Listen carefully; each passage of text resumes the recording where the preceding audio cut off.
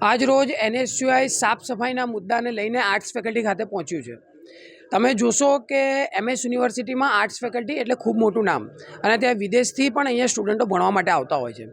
જ્યારે યુનિવર્સિટીના મેનેજમેન્ટ અને સત્તાધીશો જ્યારે સાફ સફાઈની મોટી મોટી વાતો કરતો હોય ત્યારે તમે આવીને જોશો કે આર્ટ્સ ફેકલ્ટીના જે વોશરૂમ છે, અહીંયાના જે ક્લાસરૂમ છે, તેની શું હકીકત છે। અહીંયા ક્લાસરૂમ, અહીંયાના વોશરૂમ, અહીંયાના જે ટોયલેટ બાથરૂમ છે એટલા ખરાબ હાલતમાં છે કે વિદ્યાર્થીઓ અહીંયાથી યુઝ નથી કરી શકતા।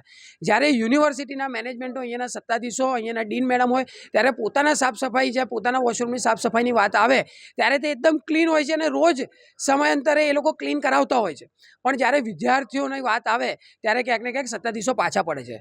હું તમારા માધ્યમથી કહેવા માંગીશ કે અહીંયા જે બી ફેકલ્ટી અને ડીન હોય છે તેમની જે સેલેરી છે, જેમનો પગાર છે, તે વિદ્યાર્થીઓના માધ્યમથી જ થતો હોય છે, તેમના ફીસને કલેક્ટ કરીને પછી જ એમનો થતો હોય છે। પણ જ્યારે વિદ્યાર્થીઓની સુરક્ષાની વાત આવે, ત્યારે તેમની સ્વાસ્થ્યની વાત આવે, સાફ સફાઈની વાત આવે, ત્યાં યુનિવર્સિટીના સત્તાધીશો ક્યાંક ને ક્યાંક પાછળ હટે છે। આજે એનએસયુઆઈ સાફ સફાઈના મુદ્દાઓને લઈને ડીનને આવેદનપત્ર આપવા માટે આવ્યું હતું, પણ ડીન મેડમ અહીંયા ક્યાંક ને ક્યાંક ગેરહાજર હતા।